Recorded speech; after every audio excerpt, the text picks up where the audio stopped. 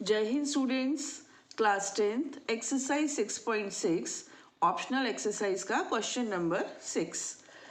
Prove that the sum of the squares of the diagonals of a parallelogram is equal to the sum of the squares of its sides.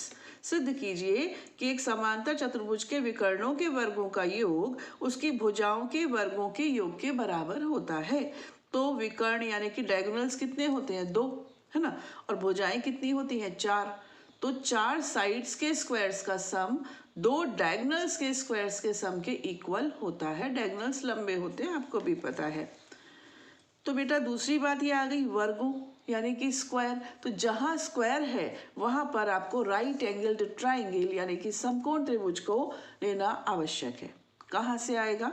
हमने क्या किया, A B को थोड़ा सा produce कर दिया, ठीक है. और जो डी और सी हैं यहाँ से हमने परपेंडिकुलर्स यानी कि लंब ड्रॉ कर दिए. तो देखिए ये 90 डिग्री का है और ये भी 90 डिग्री का है. इस तरह से हमको टोटल 4 या उससे भी ज़्यादा समकोण त्रिभुज मिल गए. कैसे? एक हो गया DMA, एक हो गया DMB, है ना, और दूसरा हो गया CNB और हो गया CNA. ये 4 अपने को राइट एंगल ट्राइंगल मिल गए. अब किसकी कहाँ ज़रूरत पड़ेगी वो अभी हम आपको बताएंगे. सबसे पहले ट्राइंगल DMA और ट्राइंगल CNB ये दोनों सर्वांगसम यानी कि कॉन्ग्रुएंट है. कैसे? देखो ये तो 90 डिग्री का एंगल हो गया, R राइट एंगल R, है ना. DM और CB these are the opposite sides of this parallelogram. ये समांतर चतुर्भुज की अपोजिट साइड्स हैं, विपरीत भुजाएं हैं, तो ये बराबर होंगी. तो क्या हो गया, ये H हाइपोटेन्यूस है ना, कर्ण है ना ये, इस तरह से. तो ये हो गया H. S कौन सी बराबर है? S ये वाली DM और CN, क्योंकि ये 2 समांतर भुजाएं हैं और समांतर भुजाओं के बीच की दूरी तो हमेशा बराबर होती है ना. Distance between parallel lines is equal everywhere. तो हो गई S. तो RHS अप्लाई हो गई और ट्राइंगल DMA कॉन्ग्रुएंट आ गया है ट्राइंगल CNB के. और जब 2 त्रिभुज सर्वांगसम होते हैं तो CPCT अप्लाई हो जाती है, यानी कि इनके सभी पार्ट्स इक्वल होते हैं. इस हिसाब से AM और BN ये दोनों पार्ट्स हैं, इसकी साइड्स हैं, ये इक्वल होंगी. हाँ, ये हमने पहले ही निकाल कर रिजल्ट रख लिया. अब बढ़ते हैं आगे. सबसे पहले बच्चों हम वो वाला ट्राइंगल लेंगे जिसमें डायगोनल आ जाए. तो एक मुझे मिल रहा है DMB, इसमें DAB आ गया. दूसरा मुझे मिल रहा है CNA, इसमें CA आ गया. क्लियर? पहले तो हम डायगोनल्स वाले ट्राइंगल ढूंढेंगे, DMB एंड CNA. तो सबसे पहले हमने DMB, इसमें हमने लगा दी पाइथागोरस थ्योरम. ये देखो ट्राइंगल DMB में, इन ट्राइंगल DMB पाइथागोरस लगाने से क्या होगा, DB square is equal to DM square plus MB square. Clear? लिख लिया. DB हमारे काम का है बट DM और MB is of no use. तो DM स्क्वायर की जगह पर, DM स्क्वायर के प्लेस पर हम यहाँ से लेते हैं ये वाला ट्राइंगल. इसमें क्या है बेटा, AD square is equal to DM square plus AM square. यही होता है. तो फिर DM स्क्वायर क्या होगा, DM स्क्वायर होगा AD square minus AM square. अभी छोटी छोटी चीज़ें हैं, ये आपको ऑलरेडी समझ में बोलने से ही आ जानी चाहिए. लिख कर हम कहाँ तक बताएंगे. तो DM square is equal to AD square minus AM square, ये लिख दिया मैंने. क्लियर?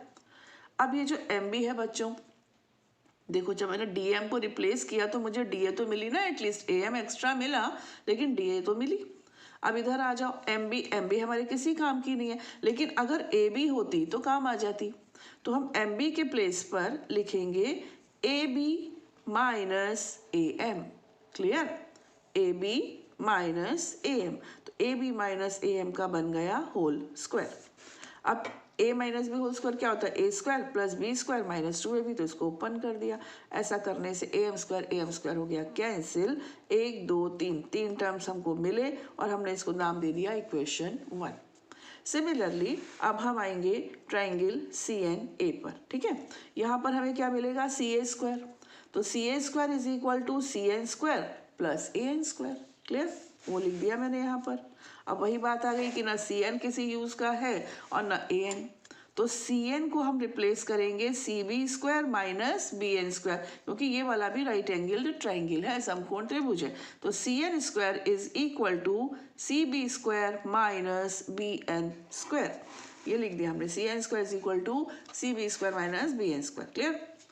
अब देखिए अब क्या है, ये हमको चाहिए ए एन है हमारे पास, तो ए एन को हम लिख सकते हैं, जो यूजफुल वे है, कई तरह से लिख सकते हैं, लेकिन जो यूजफुल वे है वो ये है A B plus B N. इस तरह से हमको ए बी मिल जाएगी, तो चारों साइड्स कवर हो जाएंगी। ठीक है, तो ये हो जाएगा A B plus B N. Okay, तो हम इस यहाँ पर लिख देंगे A B plus B N whole square. A plus B whole square क्या होता है बेटा? A square plus B square plus 2ab। Open कर दिया। ठीक है, ये कैंसिल और हमको ये तीन चीजें मिल गई, इनको हमने लिख दिया equation 2। Got it? Now adding equation 1 and 2, समीकरण 1 व 2 को जोड़ने पर, तो ये क्या हुआ देखो, ए डी स्क्वायर ये लिया, A D square plus A B square plus minus this, C B square plus A B square minus this, इस तरह से कर दिया।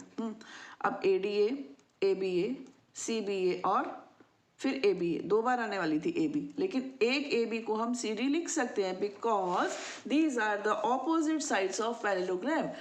समांतर चतुर्भुज की विपरीत भुजाएं हमेशा बराबर होती हैं, तो ए बी और सी डी इक्वल हैं। तो देखो बच्चों, 3 साइड्स तो मिल गई थी, मुझे ए डी मिल गई, मुझे ए बी मिल गई और मुझे बी सी भी मिल गई। बट मुझे सी डी नहीं मिली थी, और सी डी के प्लेस पर दोबारा ए बी मिल गई थी। ए बी और सी डी इक्वल होती हैं, इसलिए हमने रख दिया। अब यहाँ पर ये जो हमने कैंसिल किया, तो देखो 2ab तो ठीक है, ये am और ये bn, लेकिन फिर भी हमने कैंसिल किया, क्योंकि हमने आपको शुरू में ही बता दिया था कि ये दोनों ट्रायंगल्स कॉन्ग्रुएंट हैं, सर्वांगसम हैं, तो am और bn CPCT से इक्वल होंगे। लास्ट में इसको लिख भी दिया कि since DMA and CNB are congruent by RHS congruency rule, RHS सर्वांग समता नियम द्वारा, तो CPCT से AM is equal to BN। तो AM और BN इक्वल होने से ये पूरा पोर्शन कैंसिल हो गया।